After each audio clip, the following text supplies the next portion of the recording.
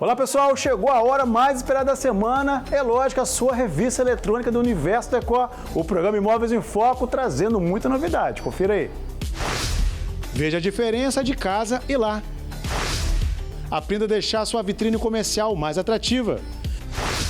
Saiba por que Vila Velha é a quarta cidade no Brasil com maior valorização imobiliária. E confira um lindo projeto decorado. Gostou, né? Tudo isso e muito mais a partir de agora comigo, Márcio Monteiro, pela TV Tribuna SBT, para todo o estado.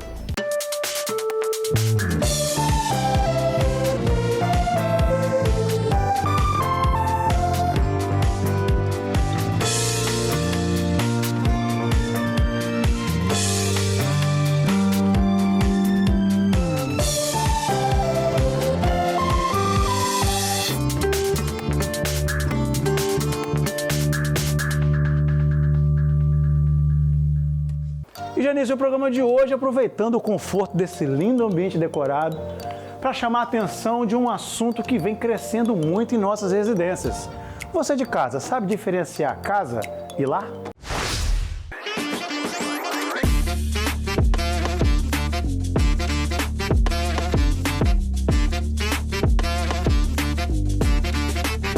Agora comigo a design interior Sirlene Reco, que vai estar falando pra gente um assunto muito interessante desse novo viver, nesse novo conviver, né? Trazendo conforto para dentro das nossas casas. Mas Sirlene, qual é a diferença de casa para lá?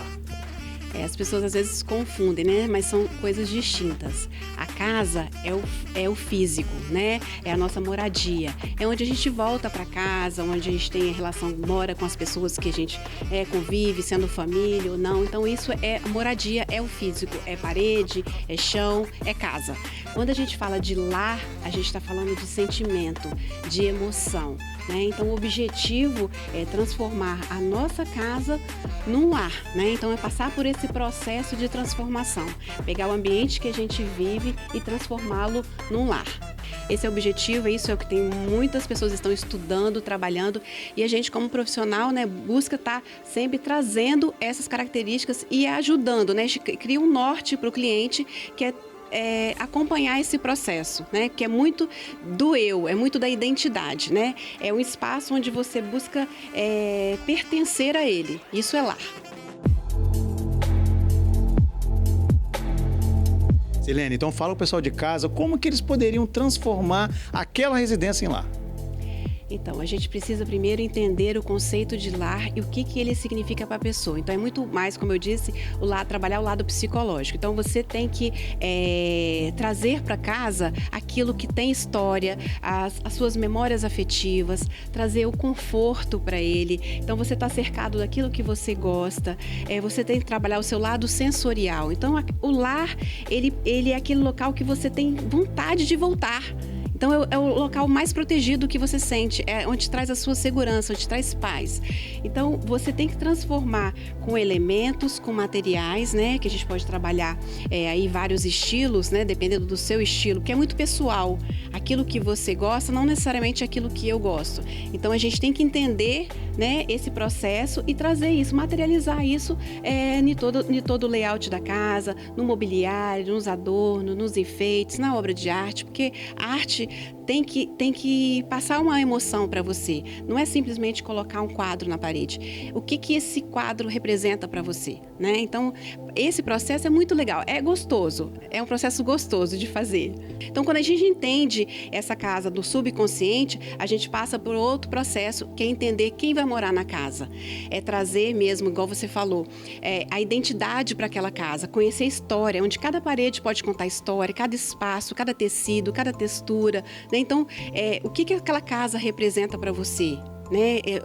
O objetivo é justamente isso, fazer com que esse espaço, com que essa casa, ela traga a sua energia, ela seja uma extensão de você. Quais são os estilos que compõem esse lar, no caso, né? Então, como a gente fala de estilos, é muito pessoal. Então, a gente tem que entender o estilo da pessoa e trazer algo que está muito em alta, que é o estilo Confai, que é você trazer o conforto para dentro de casa. Então, entender essa personalidade de quem vai conviver na casa e você buscar os elementos que trazem, como as texturas, trazer a natureza. Quando você envolve a natureza, uma boa iluminação artificial, uma boa iluminação natural, mantas, você traz um sofá confortável, uma cama legal, cores neutras, né? Isso te traz um relaxamento, um bem-estar. Então, na maioria das pessoas, fica muito mais fácil quando você adere a esse aspecto, né, a esses termos, e você consegue trazer o bem-estar para sua casa, e aí fica mais fácil você se sentir nesse lar. Sirlene, fala pra gente, o pessoal de casa que não sabe qual é o estilo que mais os agrada, quais são os estilos dentro desse universo de transformar a sua casa em lar que mais se trabalha? Existem vários estilos que a gente pode estar abordando. Isso é muito pessoal. Agora, o importante é você não se prender a um estilo só. Você tem que tentar descobrir os elementos que você gosta e às vezes você pode usar 3, 4, 5 estilos. É um blend de estilos dentro de uma própria casa. Porque, como eu falei, aquilo ali tem que representar para você alguma coisa, tem que trazer alguma identidade, tem que trazer uma emoção dentro desse espaço. E existem vários estilos, né? A gente trabalha com o Japandi, que está super em aula, tem o Confai, a gente trabalha com o contemporâneo, com o clean, o minimalismo está se usando muito, né? Então, quando você entender que você precisa tirar um pouco também dos excessos dentro de casa, a gente vai estar trazendo muito conforto e tem muito a ver com o minimalismo e o Confai.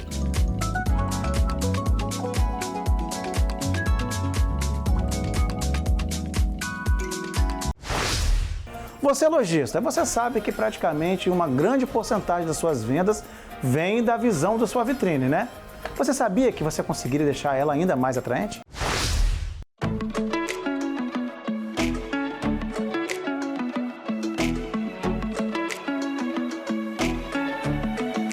E agora comigo o design interiores Ivan Lopes, que vai estar dando dicas imperdíveis para você deixar a sua vitrine ainda mais atrativa, não é isso, Ivan? Fala para mim qual é a primeira dica que não pode faltar. Então, Márcio, obrigado pelo convite. Uma das dicas mais importantes que eu falo quando eu vou criar uma vitrine é colocar na vitrine aquele produto que vai impactar o visual e vai convidar o cliente a entrar na loja. Seja uma loja de móveis, uma loja de vestiário ou até mesmo uma agência de turismo, o que for, o importante é você trazer para dentro do ambiente aquele produto que vai impactar no primeiro ato. E o segundo passo, Márcio, é o seguinte: eu costumo, quando eu vou ambientar uma vitrine, seja mobiliário, eu vejo o que tem tendência, o que é novidade para aquela loja, então eu costumo colocar na vitrine tudo aquilo que é novidade para poder trazer o consumidor para dentro da loja, para que aguce nele aquela vontade de consumir aquele produto. E uma outra opção também é caso o lojista tenha uma peça em estoque de grande quantidade, a gente gosta de colocar na vitrine essa peça. Também usar um pouco a criatividade também, né? Eu acredito que o pessoal de casa conseguiria fazer uma vitrine sem ter tanta intervenção e sem gastar tanto? Sim, uma das coisas que assim, a pessoa pode fazer sem gastar muito seria colocar uma tinta ou um papel de parede, um quadro, uma obra de arte, pode estar fazendo uma iluminação bacana também, seja vestuário ou mobiliário, né, o que for. Eu costumava fazer na minha agência de turismo, quando eu trabalhava com turismo, todo ano a gente tem algumas coisas que remetem a Disney, Cidade Luz, e então assim, cada mês eu colocava um cartaz, colocava alguma coisa temática na vitrine. Uma vitrine de mobiliário, você faz uma intervenção com o móvel da loja, aí você coloca um adorno, uma iluminação, um vaso com várias plantas que você pode comprar na feira mesmo, você compra na feira essas plantas e você faz aqueles arranjos bonitos, isso chama muito atenção numa vitrine.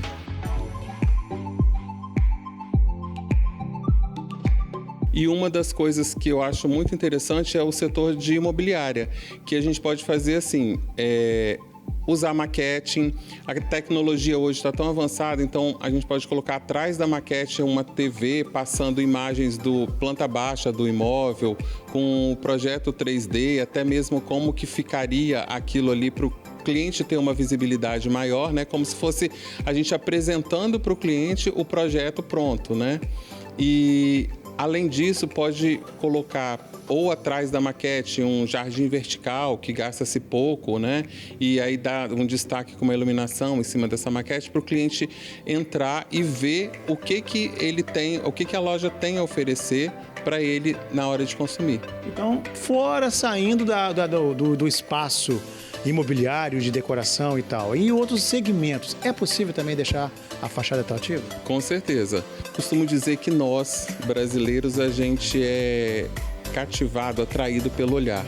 Então, eu vejo muito assim, quando eu viajo, eu busco muito essas inspirações. Até mesmo eu vejo restaurantes com vitrine, eu vejo que tem muitos restaurantes que fazem uma salinha de estar para o cliente ficar aguardando uma mesa. Então, assim, na própria vitrine do restaurante tem muitas coisas que chamam a atenção e que eu acho muito bacana. E faz, de fato, uma grande diferença, né? Trazendo aquela pessoa que está passando na calçada a entrar dentro do espaço e ver, né? E até mesmo, quem sabe, comprar, né? Exatamente. Eu vejo assim, quando eu estou no Rio, São Paulo, ou algum outro lugar, que aqui não tem muito, né? As pessoas estão começando a fazer isso agora, que são as casas de doce. A gente vê aqueles doces na vitrine, bem iluminado, aquela sensação de que você fica atraído para entrar, para consumir, mesmo fazendo a dieta, a gente acaba comprando um pedaço daquela torta, né? Porque eu acho que a vitrine é isso, a vitrine tem que fazer com que o consumidor entre no estabelecimento e a partir do momento que o olhar daquele consumidor, ele bateu naquele produto e ele entrou na loja, já tem 50% de ter conquistado o cliente. Os outros 50% vai do atendimento.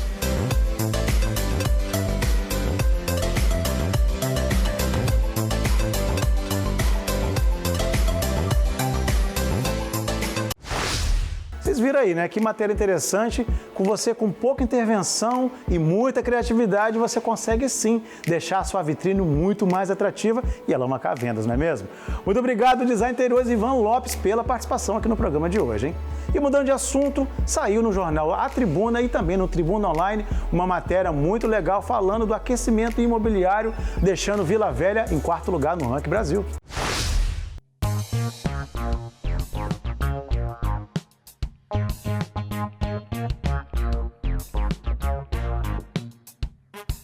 E agora comigo o corretor de imóveis e também advogado João Cunha, que vai estar explicando para a gente esse boom imobiliário que teve no município de Vila Velha, né? Exatamente, Márcio. Em um ano onde nós tivemos uma poupança rendendo 2,94%, praticamente 10% de inflação, nós tivemos aí Vila Velha despontando com 20,24% de valorização imobiliária, segundo a tabela FIPZAP. Isso é o reflexo de vários fatores. Vila Velha está sendo vista agora como uma cidade, uma oportunidade de investimento por contemplar um litoral muito bonito, novos prédios, novos empreendimentos com tecnologia, visando uma série de fatores que possibilitam esse mercado ficar tão aquecido assim. E além de todos esses fatores, temos também a oscilação no valor do material de construção, que em virtude do aumento da demanda e diminuição da oferta, muitas coisas faltando, automaticamente o valor aumenta por um custo de obra, e se aumenta o valor do custo de obra, automaticamente o valor final ele é consequência dessa valorização, ou seja, aumentando o valor do material de construção, o que você utilizava, gastava para construir um imóvel em anos atrás, você não vai conseguir construir esse mesmo imóvel nesse ano, retratando, portanto, numa valorização imobiliária. Doutor, mas o município de Vila Velha está preparado estruturalmente para receber esse tanto de empreendimentos? Então, nós pudemos ver no ano passado um grande investimento na área da infraestrutura, do saneamento, mobilidade, tecnologia, desburocratização, que possibilitam sim essa expansão do mercado imobiliário. Doutor, fala pra gente aqui da questão dos top 5 das cidades mais valorizadas em todo o Brasil. Tá ok. Nas primeiras 3 colocações, nós temos cidades de Santa Catarina, com especial atenção Balneário Camboriú. Na 4ª posição, nós temos Vila Velha, diferindo apenas da primeira posição em 3%. E um ponto muito peculiar é que logo após, nós temos Vitória. E Vitória não tem nem 0,5%, tem praticamente 0,5% de diferença nessa valorização. Isso se dá por quê? Porque Vila Velha, historicamente, sempre teve um valor um pouco mais inferior, né, na questão do valor agregado do imóvel. E agora, por isso que temos essa diferença, ela despontando um pouco mais à frente de Vitória. Doutor, independente do município, né? Esse imóvel, quando ele não tem uma escritura, isso significa que ele não possa ser financiado por bancos. Esse valor, ele continua também sendo agregado ou ele se diminui? Então, Márcio, nós temos aí um reflexo na questão da propriedade, da posse, do registro ou não de ter um imóvel e que repercute no valor do imóvel, ou seja, um imóvel que possui uma escritura registrada, automaticamente a pessoa ela vai ter uma maior segurança na aquisição, porque aquele imóvel ele consta no registro de imóveis e possibilita a pessoa a fazer empréstimo, a tomar crédito no banco para poder adquirir aquele imóvel, fato contrário de um imóvel que não tem esse registro. Aqueles imóveis que são comprados apenas no recibo, no contrato de compra e venda e não possuem uma escrituração, eles automaticamente são um pouco mais depreciados em virtude desse fator. Mas o que não impede na valorização, porque a valorização no mercado imobiliário ela é geral. Mas isso também, para quem tem esses imóveis, sendo que não é escriturado, também consegue resolver o problema, né? Exatamente. A depender do caso concreto, é possível sim promover a regularização deste imóvel perante aos órgãos públicos, perante ao cartório de registro de imóveis. E cada caso é um caso, mas a maioria das vezes tem sim uma solução, que pode ser onerosa. Então, por isso que justifica essa depreciação um pouco no valor do imóvel, quando ele não possui essa escritura.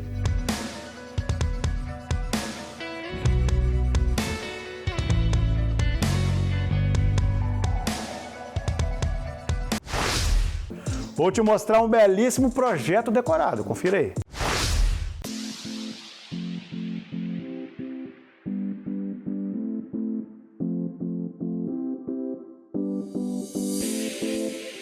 E para mostrar pra gente esse lindo projeto decorado, convidei a design interiores Fernanda Buais. Fernanda, aqui esse projeto já começou a surpreender no hall de entrada, né? Lindo! Um projeto de reforma total. Esse hall de entrada a gente aproveitou porque a gente tinha pouco espaço. Então a gente tinha que criar um ambiente gostoso, né, que recebesse, que já apresentasse aquele cartão de visita da entrada da casa. E a gente tinha pouco espaço, então a gente tinha que colocar os LEDs, né, o espelho rebatendo, ampliando, né, essa mistura de elementos também, de materiais que a gente usou, a laca, a madeira, a parte dos gaps na parede, o espelho no teto, justamente para já apresentar e convidar a pessoa. E lógico, ao entrar nesse apartamento, você já se surpreende com uma belíssima sala, né? Sim, eu e Tarsila pensamos nesse projeto como um todo. Quando a gente entra na sala, a gente já pensou em rebater com esse espelho, dando amplitude. Nas laterais, sempre essas pedras exóticas, para misturar, né, ô Márcio, o frio com o quente, esses elementos. A gente usou os ripados no louro frejó, usamos também a mesma laca que a gente usou na entrada do apartamento, a gente trouxe para essa sala os elementos, né, juntamente com tapetes, toda a parte de adornos, que trouxe esse requinte, esse aconchego para a sala de estar, que é um ambiente assim tão pensado, né, em todos esses elementos que o cliente busca, né? Ali ele poder receber, ele poder curtir de um bom filme, poder curtir com uma visita, sentar, tomar um bom vinho. Então é um espaço integrado, porém é um espaço único em uma casa. E aqui esse projeto anteriormente, a sua intervenção, era como se fosse original da construtora, tinha umas portas que você retirou, fez um conceito aberto, dando para a varanda, e essa sala de jantar também ficou espetacular, né? Sim. A gente trouxe nessa sala de jantar uma mesa oval. Então a gente quis exatamente que todos os ambientes se conversassem. A sala de estar e a sala de jantar, se uma pessoa está bebendo um vinho e a pessoa está assistindo a um filme, as pessoas conseguem se conversar entre elas. A gente tirou as portas, né, que dão acesso à varanda, né, que é a varanda gourmet da casa. A gente trouxe esses elementos também da pedra exótica, do detalhe dos tijolinhos travertinos, toda essa parte dos lustres, né, dos pendentes em acabamentos bronze, trazendo essa modernidade. É um apartamento funcional, mas ao mesmo tempo é um apartamento atemporal. Aqui a gente tem vários estilos. E essa cozinha veio e abraçou o projeto, né? Abraçou o projeto, né? A proprietária gosta muito de cozinhar, né? Cozinha muito bem, divinamente. E a cozinha, ela queria que fosse um padrão realmente integrado, com uma bancada para ela estar conversando com todo o apartamento, tanto para a área gourmet quanto para a sala de estar e de jantar. Ela quis exatamente criar essa atmosfera aonde todos pudessem estar juntos num ambiente fazendo coisas diferentes. A gente trouxe elementos também de revestimento, simbolizando um detalhe de escama de peixe, né? Que traz essa ideia um pouco mais diferenciada, né? Arrojada para o projeto. Os MDFs também nos tons off-white, os elementos de eletros também trazendo esse arrojado do inox, do preto, dos vidros em champanhe, do vidro refletivo. A própria área gourmet, que a gente finalizou ali trazendo esse canto do vinho. A gente usou um painel, né, com várias safras de vinhos, né, a própria churrasqueira lateral. Enfim, são todos os ambientes e ali a cereja do bolo, a cristaleira toda iluminada. Para atender essa área comum, a gente criou um lavabo também super charmosinho. O espaço era pequeno e ficou grande, né? Coube exatamente tudo. A gente usou uma textura bem bonita para trazer esse brilho e usou de uma bancada também bem legal. A gente seguindo, a gente vai para a circulação dos quartos, né? Onde a gente começa com o quarto de hóspedes, com todo aconchego, né? É um quarto assim todo preparado, né, para os moradores que adoram receber. Depois a gente segue para um quarto de uma adolescente, com as cores assim super assim atuais, né? Voltado para as necessidades, para a funcionalidade dessa adolescente. E a gente segue com o quarto do casal, né, com painéis integrados, frontal à cama. A gente também tem a parte de laca, a gente usou num tom pistache, né, que é um tom diferenciado. Normalmente a gente usa o off-white, mas a gente usou dessa vez um pistache, justamente para ficar assim diferenciado e ficar realmente com a personalidade que a gente queria trazer. Seguindo nesse quarto do casal, claro que a gente tem que pensar nessa suíte. A suíte também teve essa pedra exótica, a gente teve todo o aparato, né, dos detalhes que fizeram a diferença e compuseram com esse quarto, né, as cores, em composição, tudo.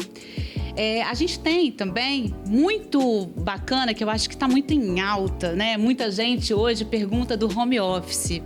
A gente fez um home office com detalhes em LED, nas prateleiras em madeira, fazendo um contraponto com o MDF escuro e a madeira, e eu acho que trouxe exatamente o que esse cliente queria. Conforto visual, que fosse um espaço que ele realmente se sentisse trabalhando, porém no espaço do conforto da casa dele. Olha, eu particularmente fiquei apaixonado pelo trabalho de vocês duas e, de fato, é perceptível que você vai em cada cantinho desse apartamento, a decoração é diferente uma da outra e, mesmo sendo diferente, toda ela se conversa, né? Toda, Márcio. O apartamento a gente criou exatamente através de um briefing bem feito, né, bem elaborado, elementos que se conversassem, que trouxessem essa harmonia, unidade, a laca que está muito em alta, o espelho rebatendo, os detalhes realmente assim dos revestimentos que fizeram a diferença.